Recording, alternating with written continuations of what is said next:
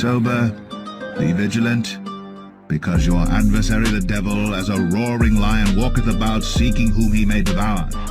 For we wrestle not against flesh and blood, but against principalities, against powers, against the rulers of the darkness of this world, against spiritual wickedness in high places.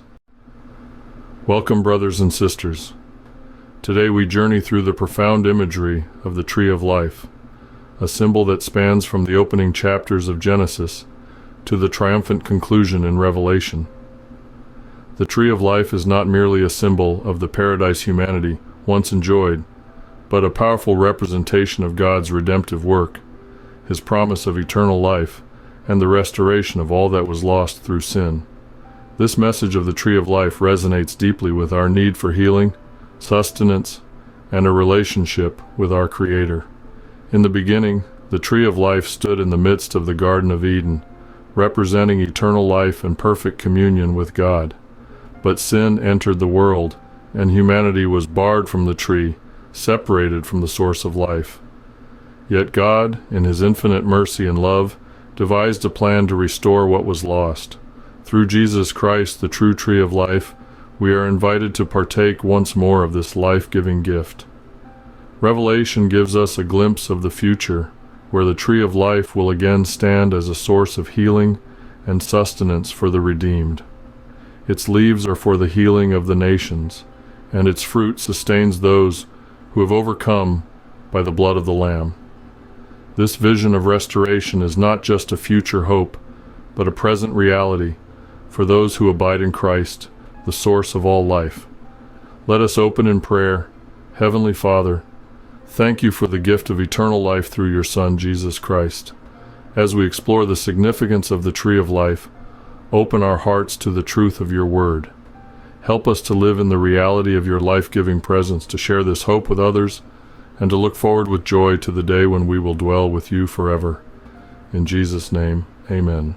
The tree of life first appears in Genesis 2:9, where it is described as being in the midst of the Garden of Eden. This tree, along with the tree of knowledge of good and evil, held significant roles in God's creation. The tree of life symbolized eternal life and perfect communion with God, while the tree of knowledge represented a boundary, a command to trust in God's wisdom, rather than seeking autonomy apart from Him. In the Garden of Eden, Adam and Eve enjoyed perfect harmony with God. There was no sin, no death, no pain, only life, sustained by God's presence. The tree of life was a gift, a source of eternal sustenance for humanity. But the story takes a tragic turn when Adam and Eve disobeyed God's command and ate from the tree of knowledge.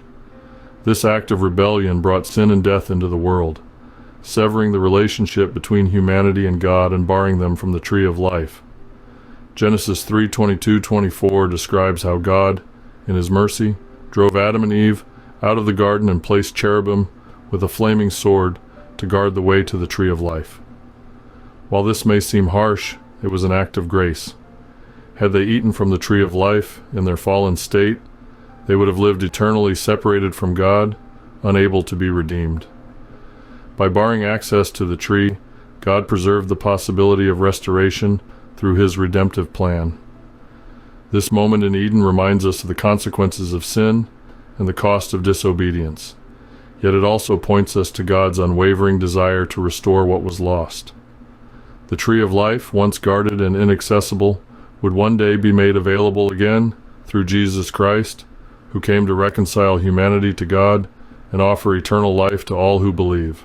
The tree of life reappears in the book of Revelation, where it is no longer guarded or hidden but freely accessible to the redeemed. In Revelation 22:1-2, John describes a glorious scene. And he showed me a pure river of water of life, clear as crystal, proceeding out of the throne of God and of the Lamb. In the midst of the street of it, and on either side of the river, was there the tree of life, which bare 12 manner of fruits, and yielded her fruit every month, and the leaves of the tree were for the healing of the nations. This vision represents the culmination of God's redemptive work. What was lost in Eden is now fully restored in the new creation. There is no more death, no more sorrow, no more pain. The tree of life stands as a symbol of eternal life, healing, and perfect communion with God. Its fruit nourishes the redeemed, and its leaves bring healing to the nations, signifying the restoration of all things. The tree of life. In Revelation is not just a promise for the future, but a reminder of the hope we have in Christ. It points us to the reality of eternal life that is available to us now. Jesus said in John 10:10, "I am come, that they might have life, and that they might have it more abundantly." Through him we have access to the life-giving power of God, both now and for eternity. The tree of life finds its ultimate fulfillment in Jesus Christ. He is the source of eternal life, the one who reconciles us to God and sustains us with his presence. In John 14:6, Jesus declares, "I am the way, the truth, and the life. No man cometh unto the Father, but by me." Through his death and resurrection, he has opened the way for us to partake of the tree of life, restoring what was lost through sin. When we accept Christ as our Savior, we are grafted into the tree of eternal life. This is not just a future promise, but a present reality. Jesus said in John 11:25-26, "I am the resurrection and the life. He that believeth in me, though he were dead, yet shall he live. And whosoever liveth and believeth in me shall never die." Through Christ, we are given eternal life that begins now, as we experience the fruits of his Spirit: love, joy, peace, patience, kindness, goodness, faithfulness, gentleness, and self-control. Our connection to Christ is what sustains us. In John 15:5, Jesus uses the metaphor of a vine to describe this relationship. "I am the vine, ye are the branches. He that abideth in me, and I in him, the same bringeth forth much fruit, for without me ye can do nothing." Just as the tree of life nourishes and sustains the redeemed, our connection to Jesus provides us with the strength, wisdom, and grace we need to live as his disciples. The tree of life stands in stark contrast to the tree of knowledge of good and evil. While one represents eternal life and communion with God, the other symbolizes death and separation. This contrast highlights the choice that humanity faces. Will we choose life, or will we choose death? Will we trust in the wisdom of the world, or will we place our faith in the eternal truth of God's word?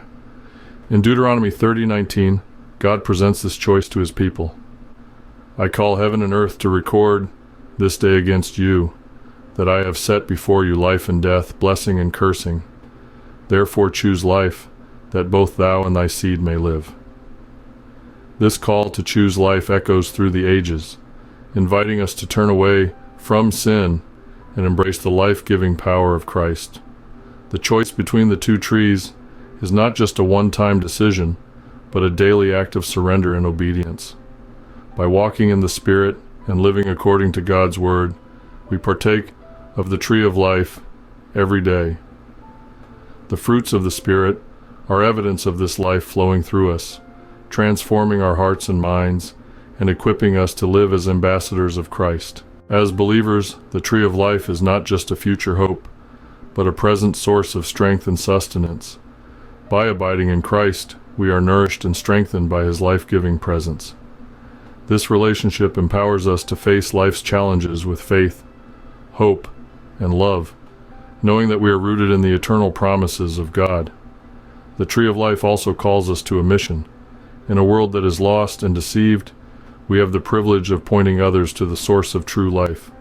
Jesus has commissioned us to share the good news of salvation, to be a light in the darkness, and to invite others to partake of the tree of life. This is not just a responsibility, but a joy, as we witness the transformative power of Christ in the lives of those around us. Let us look forward to the day when we will eat from the tree of life in the paradise of God, but let us also live in the reality of that promise now. By walking in obedience, abiding in Christ, and sharing his love with others, we are partaking of the tree of life and extending its blessings to the world. The tree of life is a powerful reminder of God's redemptive plan and his desire for us to experience eternal life. What was lost in Eden has been restored through Jesus Christ, and we are invited to partake of his life-giving presence now and forever. Let us choose life, abiding in him and sharing the hope of eternal life with those around us. Let us close in prayer. Heavenly Father, thank you for the gift of eternal life through your Son, Jesus Christ. Help us to abide in him, to live in the reality of his life-giving presence, and to share this hope with others. Strengthen us to walk in obedience, to choose life, and to look forward with joy to the day when we will dwell with you forever. In Jesus' name, amen. We warmly invite you to not just support our ministry, but to join us as an essential part of our divine mission and purpose. Explore our website, awakeningrighteousness.com, where you'll find a free blog, inspiring Christian canvas art, faith clothing, and an extensive collection of Awakening Righteousness books. These resources offer deeper insights into the profound teachings of the Bible, with each book serving as a guiding light, helping you unlock and embrace the righteous version of yourself.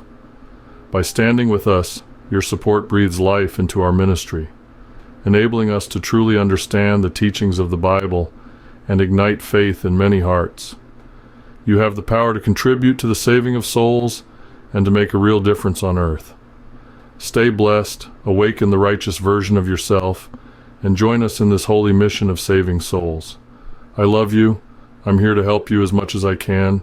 May God bless you and guide you on your walk with Jesus Christ. God be with you. Amen.